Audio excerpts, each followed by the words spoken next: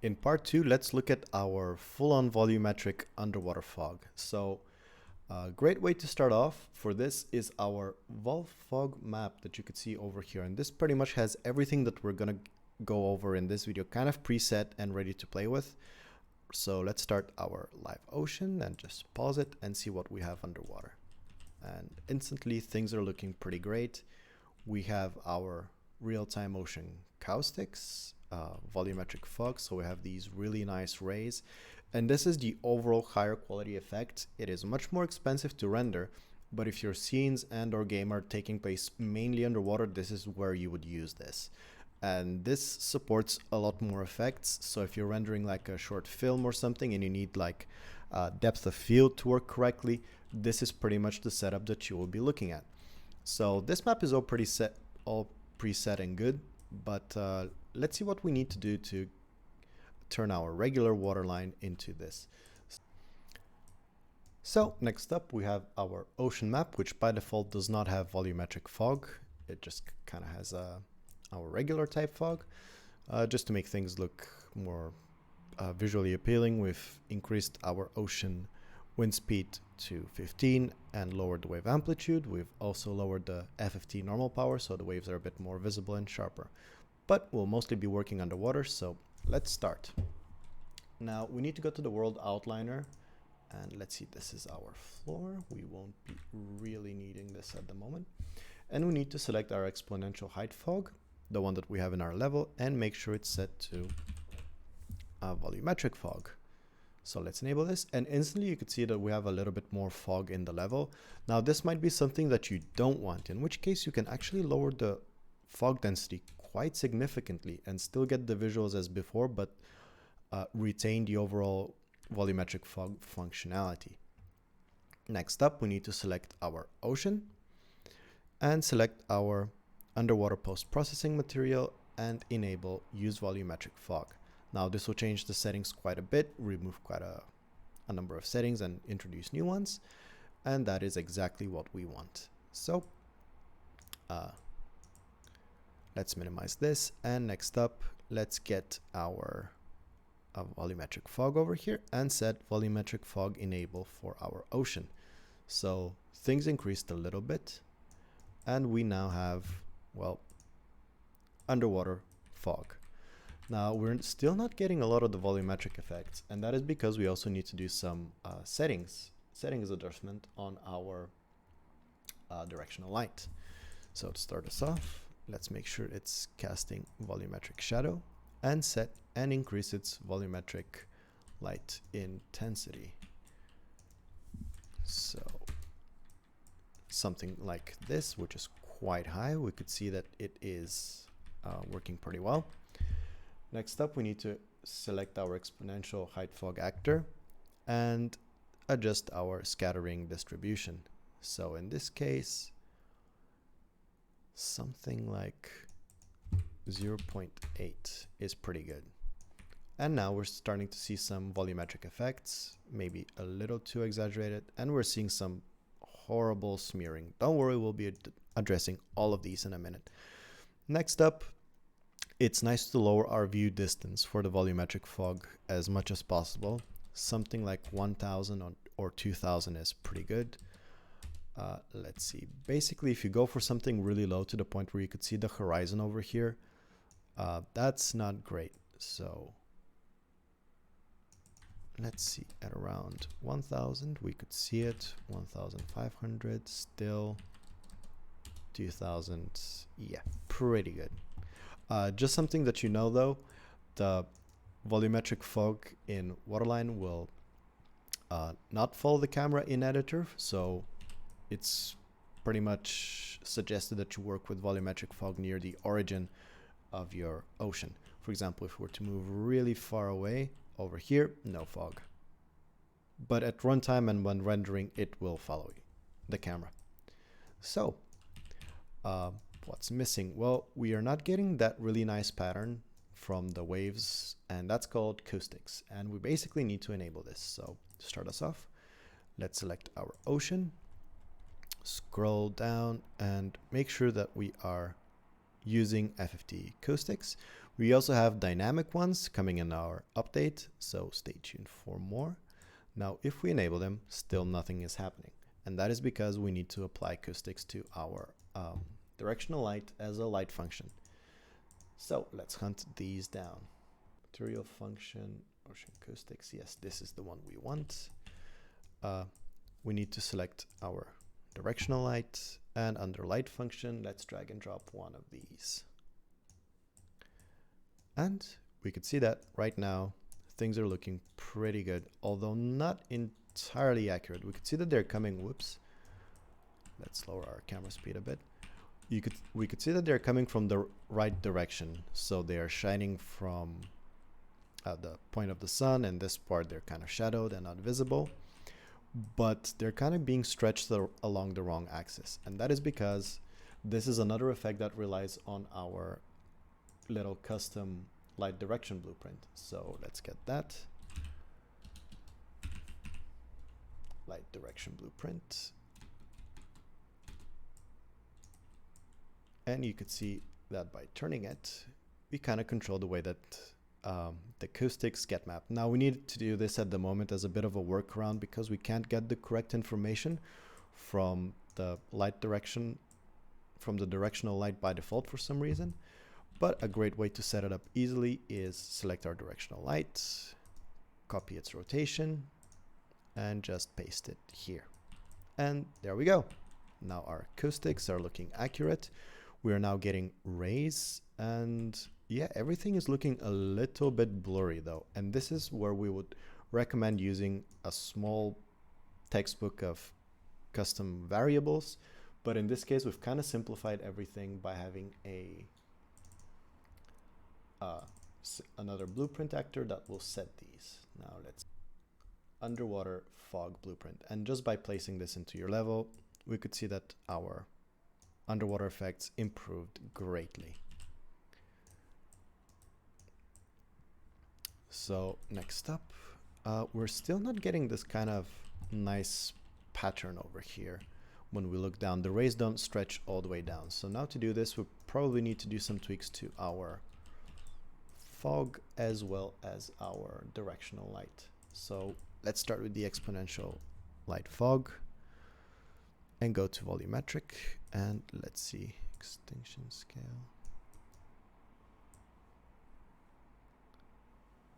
So let's increase this.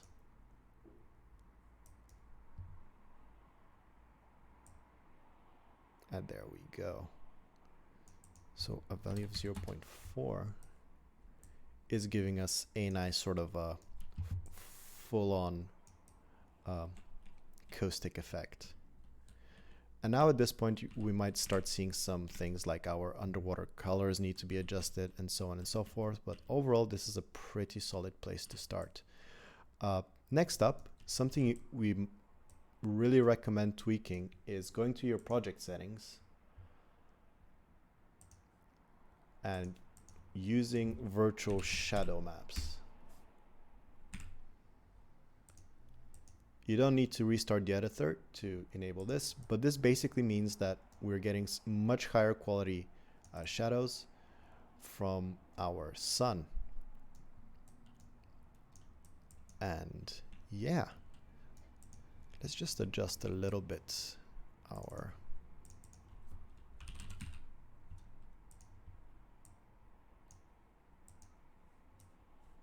so things are looking much better now. Cool. Next up, you might also want to enable volumetric shadows on your skylight. So, oh, this is already on.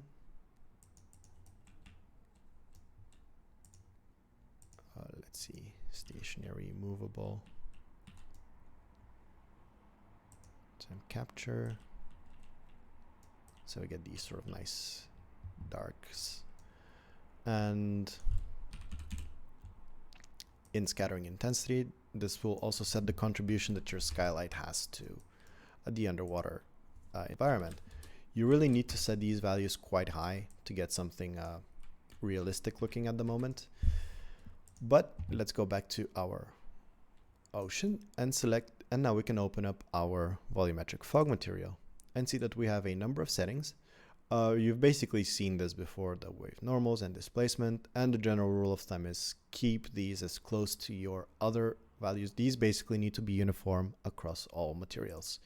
By default, they pretty much are, so we'll get rid of these. We're also not going to use the shores, and these are pretty much pointless. So, what do these do? Well, for starters, if you've been tuning in from our previous video, you might have noticed that our near plane is at 30 this time. And that is because if we go here on the edge and set it to our original value at 10, there are times when the fog is getting updated slower than the rest of the frame, and we might see some ghosting. It's a little hard to reproduce. But what we can do is push back the plane a little bit, maybe something like 12. 30 is a little extreme at times, but it works.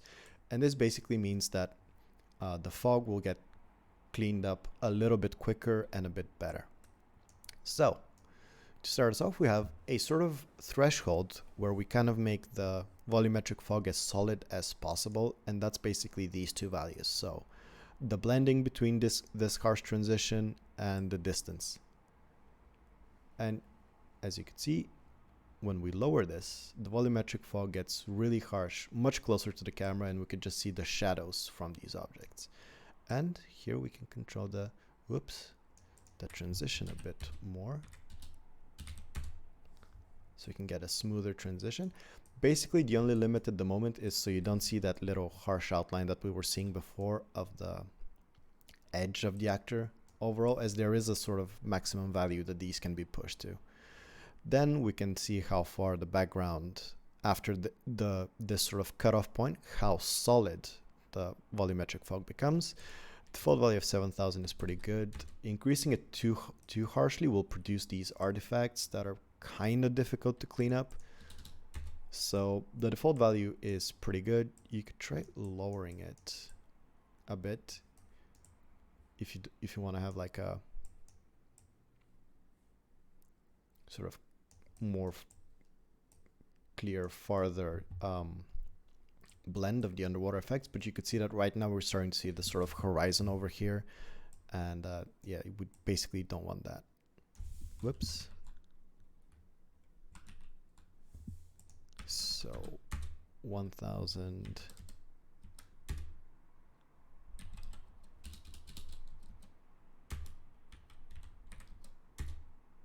Maybe around 5,000 is the value that is pretty good. Next, you have color depth, fade, blend, and offset, and that basically will tell you at what point the colors will start changing with depth. So offset is here. With certain depth, things will get full-on pitch black, and this is kind of controls the level at which the transition will happen. And this value is how harsh this transition will be. So we've kind of have it set to pretty sort of smooth by default. The near plane, we kind of went over that before. And we also have the sort of same settings for the rays kind of fading out with depth. So right now, so yeah, you could see like by increasing it, we kind of have the rays stick around for a bit longer. And we can restrict them closer to the surface. Like right now, they're getting a lot weaker here. And we could really exaggerate them. And then there's like the offset at which point in depth this transition occurs. Next up, we have sky blend. And this kind of goes with our sky color and sky follow and sky shift. And these basically mean that, well, how far this sort of color will follow you around. So sky blend is the transition of it. Sky shift is at which point in depth this will happen. Going it too low will really bring the sky color in, so you might need to lower it from here. Something a bit more manageable. And finally, sky follow just kind of tells it that the shift will follow the camera a little bit as it gets deeper. For example, the shift, the depth will be decreased at a lower level. For example, if this is set to 0, you can see that that transition is happening like over at this level, and it's not really following the camera. Whereas if we do this, we could see that there's like period of time where the overall height changes, but it kind of follows the camera a little bit more. So this gives you a bit more of that transitional bit where you're deep underwater, but you still know the overall directionality of what's up and what's down. Finally, we have use light function caustics here enabled. And we have the near fog mask, which will remove the volumetric fog near the camera. At the moment, this has some issues, so we recommend not using it. So let's go for the color settings. So albedo will control the albedo color of the volumetric fog. And these sort of combinations here are where you can make some really great looking underwater visuals. So just kind of tweaking them a little bit based on what you need. The emissive will kind of control how harsh the shadows are almost. For example, if we set that to 0 so we're not emitting any color, you can see that things can get like pretty dark pretty quickly. And having a slight blue tint over here just kind of emulates the overall deep ocean a bit more realistically, as there's a lot of blue light bouncing about just in the overall this large volume that you would be in. And yeah, so having just like a little bit of an emissive here is bit more realistic. Next up we have extinction, which kind of controls the strength of the rays. You can see here like, oh no, it's actually the, apologies, it's not the rays, it's the overall strength of the volumetric fog near the camera. So right now, if we set that to full on 0, we're pretty much using the values only from our background fog distance and fog solid and blend, without anything happening basically between this transition. But having a little bit of fog over here just kind of makes things a bit more realistic, and this is really the fog that we'll be using. Let's see, color here doesn't really do anything at this point.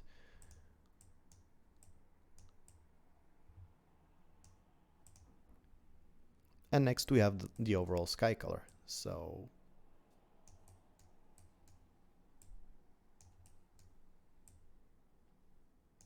yeah, what type of color the sky will be contributing. Let's see, there was a way that we could get some really cool looking effects. For example, if we go for like an albedo of something kind of warm and then set the emissive to 0, make the extinction a bit harsher.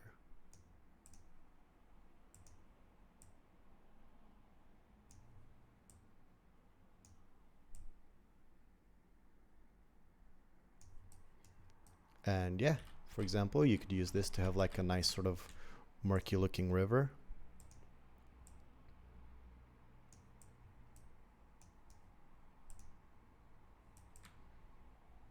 The location offset is something that's set on a blueprint level, so you don't really need to worry about this. So let's get back to some more realistic color palettes. This is good enough for now. And as you may have noticed, when we set our underwater post-processing material to volumetric fog, a lot of the settings changed. And this is because right now this is kind of working as an almost redshift filter. So basically we'll get full color near the camera, and as we move farther away, we're only going to get the sort of blue hues. Let's hide these. Don't really need them. Time of day colors, we're going to disable this for the moment. We still have waterline color and thickness, and we have color contrast, color multiply, and color saturation. So right now we're just going to have to, we'll just set this sort of kind of like a blue tint over here. We're not really going to do much with the contrast, or oh, maybe.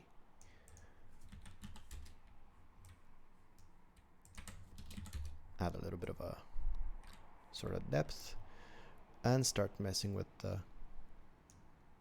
color range.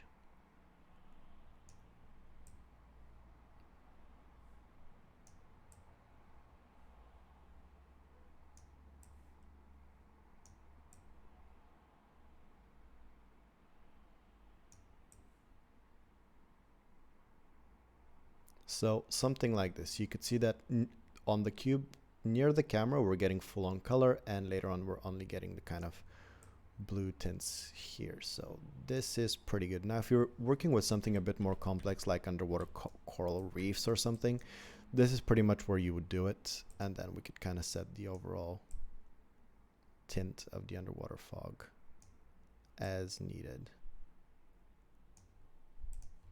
And there we go. Once we get close, the cube gets full color, and then it kind of goes full on blue.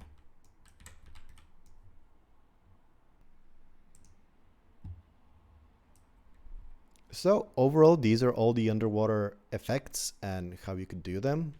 There is something else though. For example, if you're working on a bit of a rendering budget and you don't want full-on real-time caustics, something you could do is select your waterline actor. And for starters, let's just disable the use FFT caustics, and this will kind of freeze things. And next up, we go to our directional light function material, and we're going to disable real-time caustics. And you can see that right now we have some really nice animation going on, and it's looking actually quite sharp. Well, that is because we have a small library of pre-baked caustics that you could see over here if you hit on this little folder. Here we have about a selection of 5 depending on what you need, and all you need to do is drag and drop these here. So different patterns for different depths, ocean states. Some have a bit more directionality than others. This is a bit more chaotic. Different scales. Overall, this one looked pretty good. And yeah, there's a bit more tiling to these, but again, it's something that you could adjust. On the acoustics material itself, if we were to go back to a real-time acoustics as well and enable them in our ocean as well, you will notice that we also have a bunch of settings for, at the moment this is a bit of a preview build of our latest, so these may change a little bit, but the overall structure will remain the same, and this kind of controls the brightness where the acoustics are versus where they are not, and this will have an effect on the overall patterns that you see. Really the important ones are the level blend and offset, as these will control how high the effect gets applied. So you can really sharpen it, a bit of a blend, offset it according to your water height. At the moment, they will not pick this up automatically, so these need to be adjusted, the level blend and level offset. Next up, we have MIP value that can sharpen them up, or we recommend a MIP value of 1, as right now a value of 0 can make them a bit too crispy at the moment. Although if you're rendering something from above water with aerial perspective, this can look better. Although, yeah, by default we recommend a value of 1. And yeah, this is pretty much everything we have to show at the moment. So because these acoustics are based on the ocean simulation, adjusting things like the wind speed, oh no, that's wave speed, sorry, we just kind of slowed down the ocean. Wind speed will have an effect on the pattern that's being produced. And also contribution.